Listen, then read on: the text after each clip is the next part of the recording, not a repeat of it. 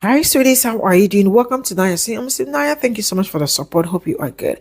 So I came across a video. A biracial woman was talking about how her mother, which is a white woman, German, how she was treated growing up and all that. And I am going to ask, why is it that some women fetishize black men and do not like black women? Because tell me how you are also supposed to handle your children if they come in girls when you do not like black women. That thing is diabolical, but it is what it is, right? So now she was talking about how they sometimes call you nappy hair. What were you expecting when you married a black man? That the child will come out looking like you straight up. It looks like some people really do not understand the idea or the concept of mixology or how biology works. Because when you are married from someone from another race, you are not expecting your child to come out looking like you because now you have two genes working together. So why do you always look for a way to antagonize your children, especially the girl child? Or in fact, your children, not even your children in general, because they come out looking like what you produced.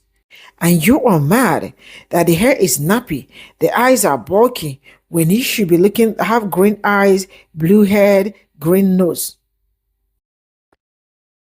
Let's get into this video. I grew up most of my life in Northern California in predominant black neighborhoods. Where I grew up, I saw a lot of white tea women have kids by black dudes. A lot. It was very common. And one of the things that I noticed is that a lot of these white tea women were very anti-black.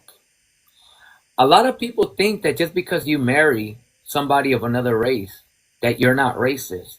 You're not bigoted. When I was around 18 or 19, I had just moved to a new neighborhood. Literally across the street was a white tea woman who had a kid with a black dude. In one of those days, the little girl ran out to the front, and the white tea mother, mind you, the little girl's black, the white tea mother came out and said, "Nicole, get your nappy head ass in here." Now, a lot of people wouldn't consider that racist, but it really is. It's so normalized to be anti-black that that's not even thought of as anything wrong, but it is very wrong. With that said, you have a white tea mother and a black father, Yes, and you have experienced something along the lines of this, yes? yes. Come on. Man, I have five sisters, and we all look different, but I look a lot like my dad. Hmm. So I experienced the worst of it. My mother is white. She's German. First time I experienced racism was from my own mother.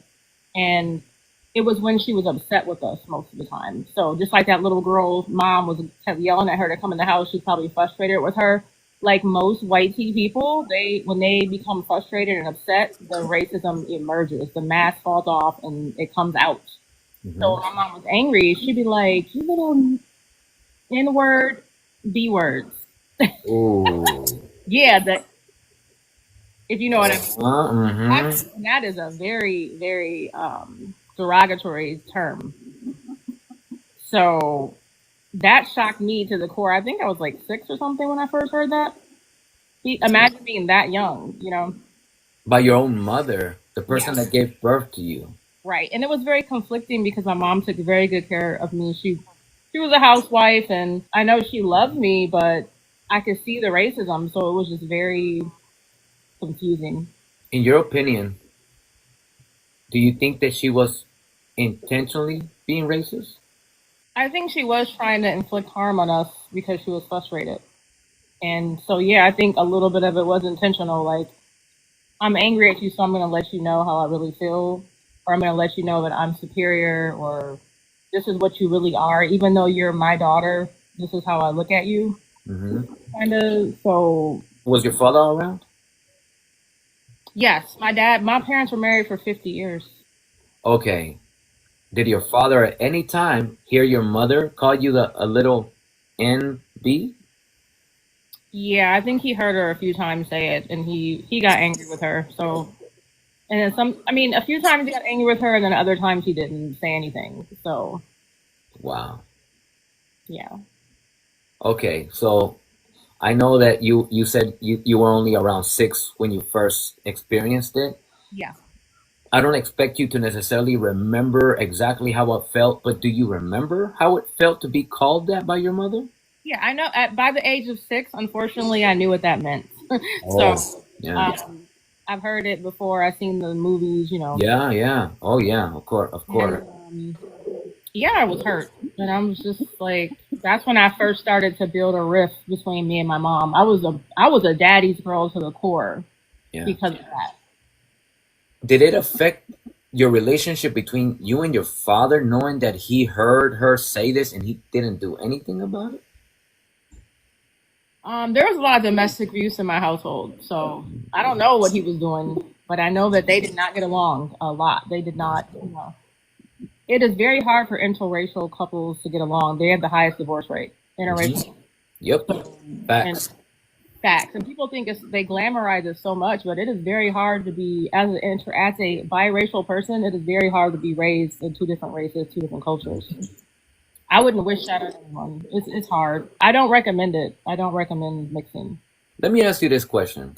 Now that you're an adult, have you ever or would you ever have a conversation with your mother as to why she specifically call you those words? I did have a conversation with her actually because we're taking care of her now. She's elderly. I've had the opportunity to spend some one-on-one time with her. I avoided her a lot growing up, and I never really had that kind of time and conversations with my mom because I didn't feel she understood me as a black woman.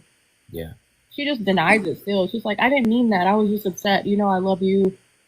I didn't mean that. You need to forgive me. That, you know, it's still the same denial that they give you in general, white tea people. I didn't mean it like that. Right. I think racism is ingrained, and it usually comes out when people are angry. And it doesn't matter if they're in an interracial relationship. It doesn't matter. It's ingrained in us, and that's why there's so much racism and colorism. It's on a psychic, subconscious level. Like it's deep. So you can date how many people you want outside your race. It's usually a reflection of self hatred. It's usually some kind of battle within that you're trying to rectify through a relationship with a person that doesn't share the same race and culture as you. But then the children really suffer. Like me and my sister suffered a lot. We're all different colors. We're like a kitty litter. Like literally, all of us. Some of us look closer to white. Some of us look closer to black. Like me, there was this competition with us because of our mom. She favored the closer one that looked more white. She always complimented them more. You know what I'm saying? And then they thought they were superior because of that. And then I was called all kinds of names because of my complexion. I look kind of light now, but I get really dark in the summer, like my dad, like dark. And I love to be out in the sun, so they used to call me darky. uh, they used to call me spooky when I got a tan, like my own sisters. Oh, yeah? Yeah. So my mom, from her colorism and her favoritism, created a competition within us that still exists till this day. And I just never understood it. I just wanted to be accepted for who I am. Like I don't want to be. Every time I get a tan, somebody has to point it out. Every time I do my hair in a style and I look more like my dad. Oh, you look like dad. Your dad. You look black like daddy. You look like so. And thank you. Like Hmm. why are you pointing it out? You have the problem. If you're pointing it out, somebody's features, and you're constantly their hair texture and their skin color, you have a problem and you're obsessed with it. That's the issue. I had to forgive myself from getting so angry at other people for judging me constantly in my family. Mixed people are supposed to look like Mariah Carey. That's how my family thinks. Like Right. we're supposed to be super light, almost white passing, light, thin hair, no curls. My hair is natural curly, by the way. I blew it out. It's thick and curly, so it's like your hair has to be close to white tea, and so does your complexion. And Hmm. that's how you're a mixed person. There is like variations of colorism within mixed people that is we discriminate against each other amongst mixed people. Again, Hmm. who looks the most white?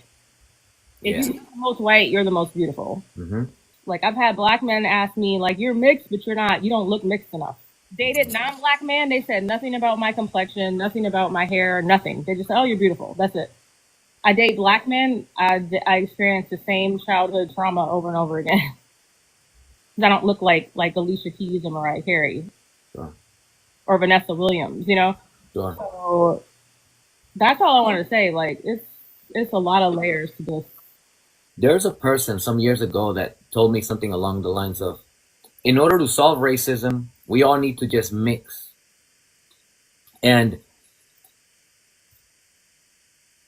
what they're pretty much saying is, let's erase everybody in order for narrow-minded people to not be able to be racist. That's kind of what they're saying. But also, a lot of people don't understand that a very large percentage of people in the Americas are mixed, technically. And mixing with white tea people has literally been white tea people's introduction to us via grape. The first children that were born out of black and indigenous women were the product of grape by grapist white tea men. So a lot of people in the Americas are actually mixed, and it never solved anything. Mixing with white tea people has never ever solved anything. And the fact that people are so ignorant to this fact and thinking that mixing with white tea people is the solution to solving things, they're very unaware of history. And that's what I wanted to say to end this video. But anyway, thank you very, very much for sharing this. Very brave of you. I hope after I share it, it doesn't bring any drama in your life. I hope not, but thank you very, very much. I'm very glad you came up, and thank you for always being in the comment section, very supportive. Thank you so much. Pay attention so much. Thank you. This is all I got from this video, and I've been saying this thing for so long because I learned it from black people. You can be married, woman can be married to black people and still be racist. Yeah, that's why majority of them do not appreciate, I don't want to say HATE, right? They do not appreciate black women, but they are very quick and so eager to be with black men. Why could that be? They antagonize. They say bad things about women, black women, but they just want to be with a black man. And I keep asking, how do you want to have a relationship with a man's family when you do not like black women? How do you want to have a relationship with the siblings, if he has siblings that are sisters, that are women, or mother? How do you want to have a relationship with them? I don't think what she said is new, because this is something that I have seen too. And sometimes I am like, how can you be racist towards your own daughter? I mean, your own daughter. Did you not know that when you get married to a black man, the high chances are that the child will have so many features from the man, including the hair? Or you do not know biology? Even if you don't know biology, right? You don't know anything about biology. How don't you know anything about mixology?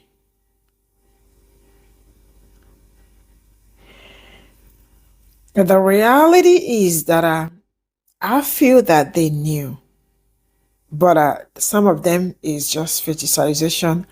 I want this, and they want to go for it, and then talk about the experience later.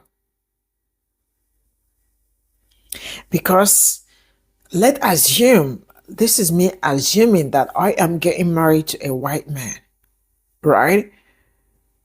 You are supposed to know that there are how many percent chances that a child will not come out completely dark skinned like me, because there is already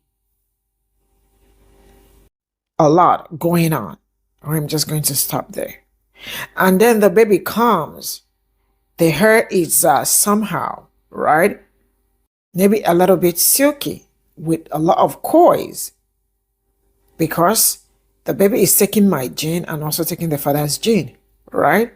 And then the mixology comes out and you are screaming and you are being mad how this child got the father's look, or how this child got some kind of hair like afro or 4C or 4B or whatever hair the baby got from the father, right? That is black.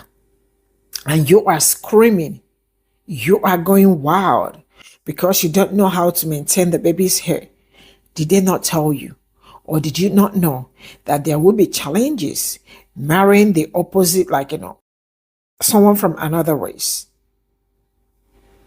Really make this make sense, because sometimes I really find it very hard that you are having a child that you do not know what you are going to expect. What did you expect? That your gene will dominate like all over, like, the baby's just going to come out like me. Huh? Whoa. Really, I don't know how, but it's kind of mean that you have a child and you are also being mean to your child just because you cannot handle the hair, or just because you cannot handle something about the child because of what you chose, or what you said you love, or what you said you wanted. Because when I say that I want this, just like I say I love black men, I want a black man, right? I am a black woman. I already know how to handle black people, black man, black woman, because that is me. That is who I am. That is what I am, right? I already know. If I'm having a child, I already know my child is coming out black.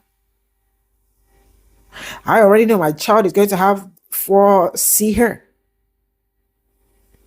I already know that lips might be big, eyes might be bulky, because mine is not even small. Then if you choose to marry the other one, you know that some certain things, there are going to be changes in a lot. How is that hard to understand? And then you end up being racist to your child.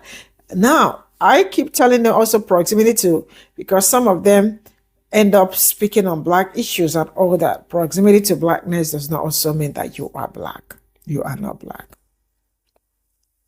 Some of them will probably marry a black man and want to give you black advice, or want to tell you something. Like, how? I remember one that actually came out sometime to say, black men are very sensitive when they talk to, so black people are very sensitive when they talk about race or history. But my husband is not sensitive about it. That is you already know that the man is also a red flag for black people. Because some of them will marry that, they will marry this and then become absolutely racist. I mean, sorry, a black man cannot be racist, but they become prejudiced and xenophobia and all that towards their own people. I am going to draw the cut in here. I don't want to go further. Bye for now.